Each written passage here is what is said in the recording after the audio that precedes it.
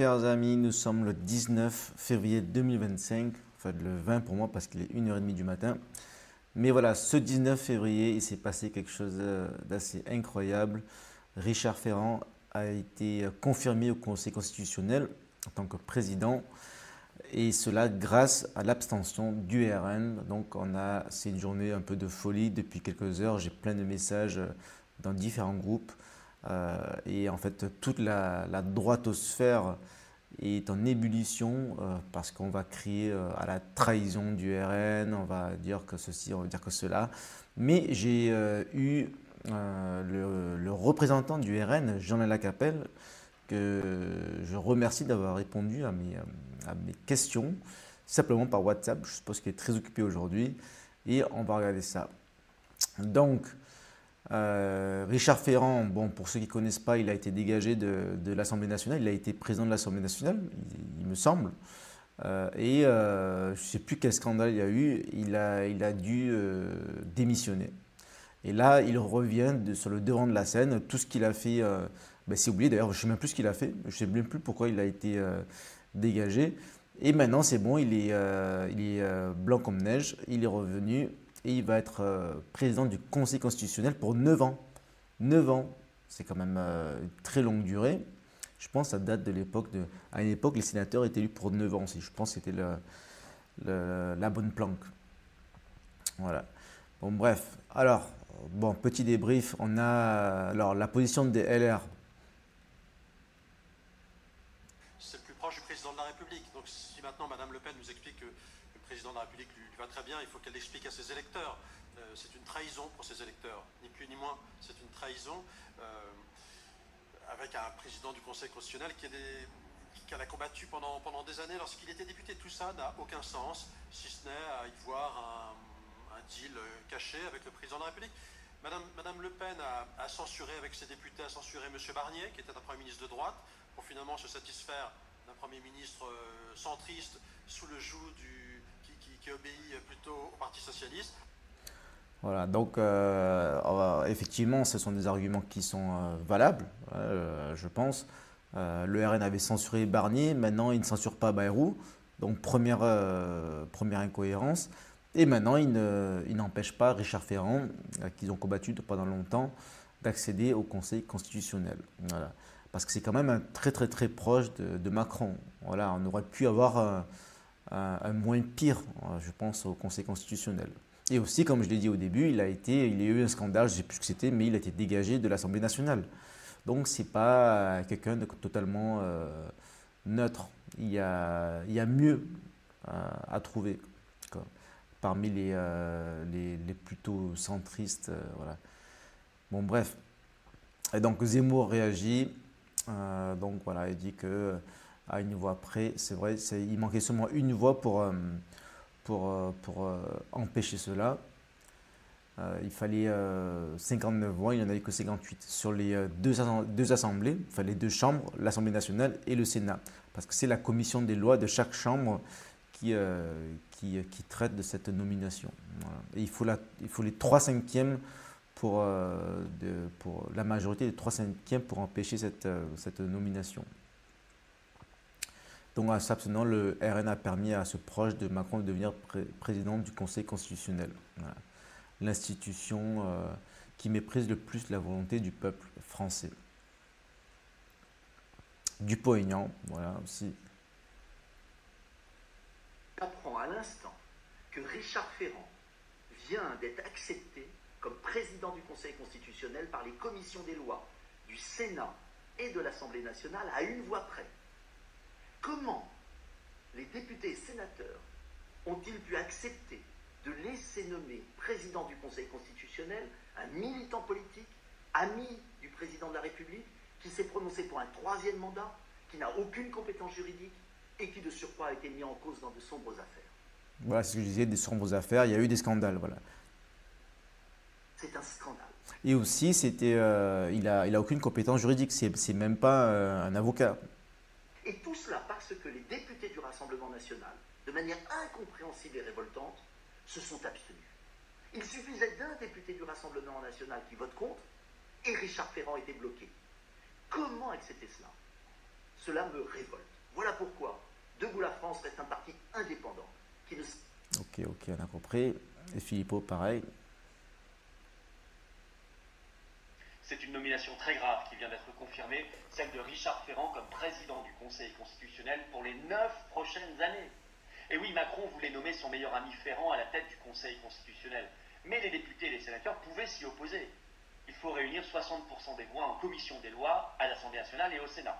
Or, les députés sénateurs de gauche et LR votaient contre. Mais les députés RN, au lieu de voter contre, se sont juste abstenus. Et donc aujourd'hui, Richard Ferrand a été confirmé président du Conseil constitutionnel. Voilà, donc oui, même les LR ont voté contre. Donc, ce n'est pas une question de gauche ou de droite. C'est vraiment, il n'y a que les macronistes qui ont voté pour et le RN. Donc, on peut dire que le RN et la Macronie ont travaillé ensemble. Asselineau, nouvelle traîtrise du RN. Après avoir sauvé la peau de Macron puis de Bayrou, le RN permet la nomination de Ferrand au Conseil constitutionnel. Voilà. Donc, explication du RN par Jean Lacapelle. Pour ceux qui ne connaissent pas, c'est un ancien député européen et il reste délégué national aux Français de l'étranger. Donc, c'est le représentant des Français de l'étranger pour le RN. Et bon, je ne vais pas tout lire, mais bon bref.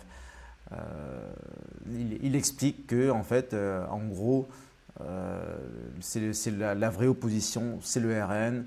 Les LR, ils peuvent critiquer, mais en vérité, ils avaient fait un front républicain contre l'Union nationale pendant les législatives. C'est vrai, il a raison. Et en fait, la vraie opposition, c'est le RN. Ils sont en position de force, ils représentent la droite, etc. C'est ce que lui, il pense. Voilà, après, bon, moi, j'observe que, voilà, parmi nos amis des Français de l'étranger, parmi les sympathisants du RN, beaucoup ne comprennent pas ce qui s'est passé aujourd'hui. Et parmi les sympathisants Reconquête et tous les autres, ben voilà, on est tous scandalisés. Bon, moi-même, vous savez que je suis désormais indépendant, mais voilà, je suis plutôt sympathisant, on va dire Reconquête, IDL, UDR. Je suis plus libéral sur le plan économique, c'est pour ça que je rejoins un peu plus aussi éventuellement Ciotti et Marion Maréchal. Mais d'ailleurs, on n'a pas entendu Ciotti et Marion Maréchal sur ce sujet. Donc je suppose qu'eux, ils étaient contre la nomination de Richard Ferrand, mais comme ils sont alliés au RN, ils ne peuvent rien dire. Enfin, je ne sais pas s'ils ont dit quelque chose, je regardais vite fait tout à l'heure, je vérifie. Mais c'est ça le problème de la politique aussi de nos jours, c'est-à-dire que vous êtes dans des camps et une fois que vous êtes dans ce camp, vous êtes obligé de le défendre ou de le combattre. Et d'ailleurs, lui, Jean Lacapelle, bon là je prends ma casquette là parce qu'en fait quand j'ai fait cette interview, je suis neutre, je le fais en tant que média, je ne suis pas un journaliste, mais bon voilà, au nom du Renouveau Patriote et du CFI, même si ce n'est pas la même chose, je l'ai mis sur le site du CFI parce que voilà, j'ai un site CFI, mais en fait le but c'est de parler de toutes les droites, donc je veux avoir son explication et je l'ai eu. Et je ne suis pas là pour argumenter et débattre avec lui. Maintenant, ce que je pense, c'est que Jeanlin, je pense qu'il aurait voté contre s'il avait le choix. Et beaucoup d'autres députés et sénateurs RN aussi. Et d'ailleurs, la preuve, je connais, voilà, à mon petit niveau, des élus conseillers des Français étrangers qui n'auraient pas voté pour, enfin, ils auraient voté contre la nomination de Richard Ferrand. Donc, en fait, le RN lui-même est très divisé. Donc voilà. Bon, rapidement, on a des sénateurs des Français de l'étranger. Et parmi les 12 sénateurs des Français de l'étranger, il y en a 4 qui sont dans cette commission des lois. Mais en fait, je ne sais pas qui a voté quoi.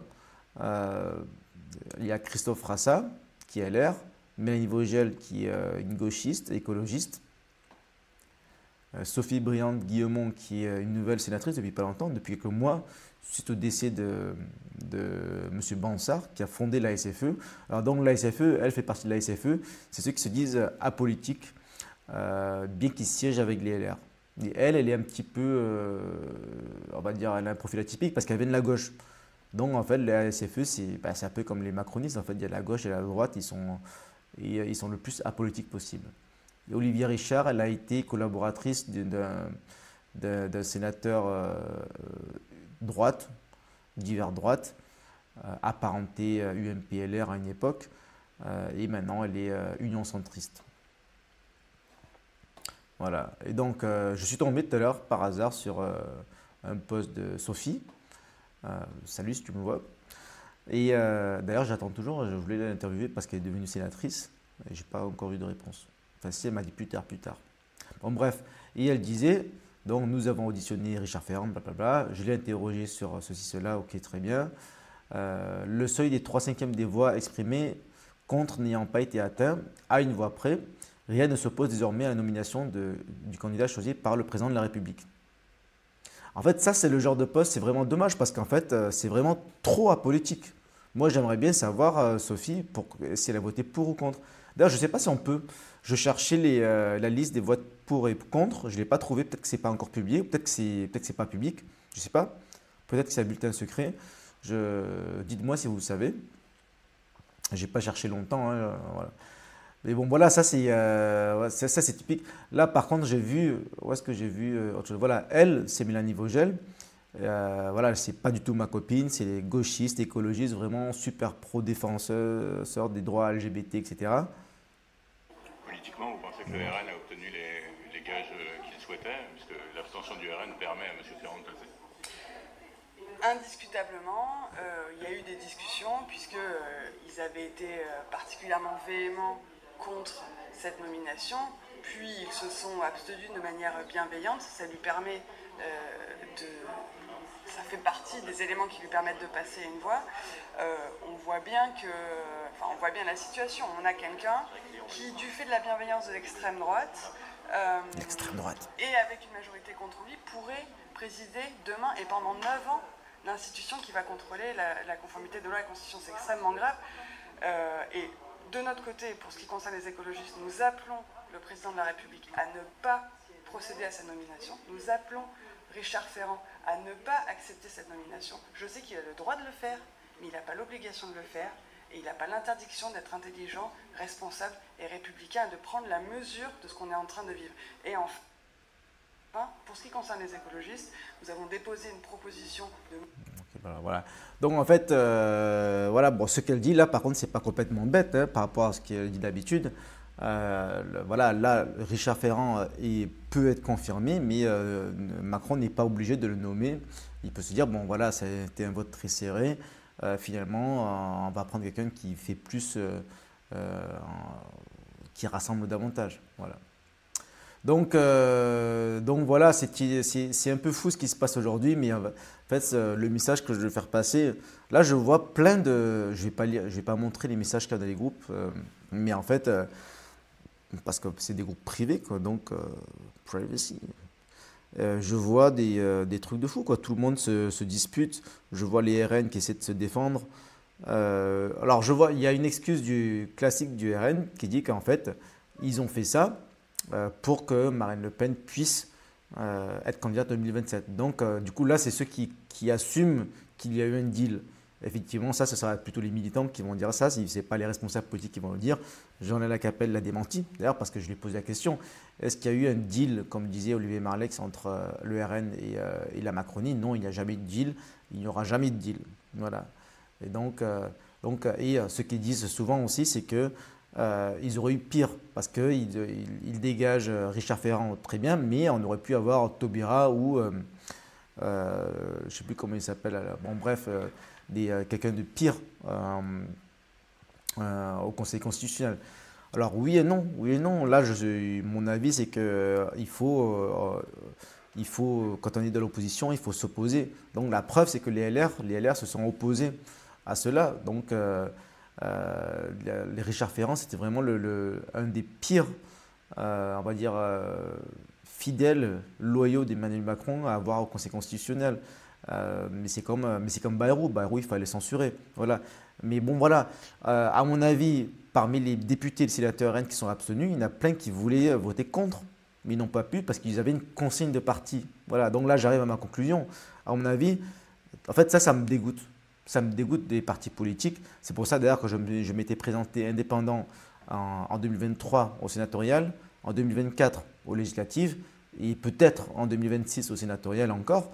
mais en dehors des partis. Donc il faut travailler avec eux, il faut travailler avec le RN, avec Reconquête, avec tous les partis qui se disent patriotes, même les souverainistes, hein, Asselineau, Philippot, Dupont-Aignan, etc. Tout ça, ce sont des patriotes. En tout cas, on est contre les gauchistes et les macronistes. Il faut se rassembler autour de listes transpartisanes, surtout chez les Français étrangers qui ont une culture, on va dire, apolitique, ou en tout cas transpartisane. Pas apolitique dans le sens où on ne parle pas de politique, mais apolitique dans le sens où on s'en fiche des étiquettes. Mais en fait, quand on s'engage et quand on signe avec son sang, on dit je fais partie du RN, je fais partie de Reconquête ou quoi, mais en fait, on n'est plus libre. D'ailleurs, la preuve, Ciotti et Marion Maréchal, maintenant, je suis sûr qu'ils sont contre cette nomination de Richard Ferrand, mais ils vont se la fermer parce qu'ils ne peuvent pas se permettre. Et ça, c'est ce qu'on déteste de la politique. Il faut sortir de ça. Voilà, donc moi, pour conclure sur les prochaines échéances, normal en tout cas, s'il n'y a pas de dissolution bientôt et s'il n'y a pas de destitution ou de démission de Macron, les prochaines échéances, c'est les municipales et les consulaires en 2026. Normalement, les municipales en mars et les consulaires en mai, peut-être 1 ou 2 mois avant ou après, mais normalement c'est ça. Eh bien, là, en fait, il faut faire des listes patriotes, de droite, mais en dehors des étiquettes. On s'en fiche que qui que ce soit RN ou Reconquête ou indépendant ou quoi, il faut faire des listes ensemble et de personnes qui ne sont pas soumises à un parti politique. Voilà, donc on peut siéger avec des RN, on peut siéger avec des Reconquêtes, on peut siéger avec des LR même, mais on ne veut pas suivre de consignes de parti. Donc partout dans le monde, si vous voulez vous engager à votre petit niveau local, comme moi je le fais à Hong Kong et Macao, que vous soyez au Vietnam, en Russie, au Brésil, en Afrique du Sud ou à New York, contactez-moi. On peut travailler ensemble pour renverser la table au niveau local des Français de l'étranger, au niveau des consulats, etc. Mais en fait, ça a un impact sur les sénatoriales et sur la politique nationale. Et ça, on peut dire ce qu'on pense en dehors de tout. En fait, là, je connais des élus RN. Bon, vous pouvez deviner qui c'est, mais en fait, j'en connais. Et ils ne sont pas d'accord avec ça, mais ils ne vont pas le dire. Parce qu'ils ne peuvent pas, parce qu'ils représentent le RN. Donc moi, je ne suis pas ça.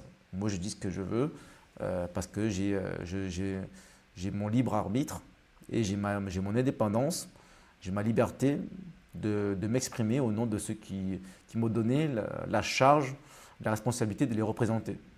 Donc ça, c'est ce que je veux poursuivre en 2026. Et si vous vous reconnaissez dans cette démarche, contactez-moi. Comme ça, ensemble, on sera plus fort. Allez, à très vite.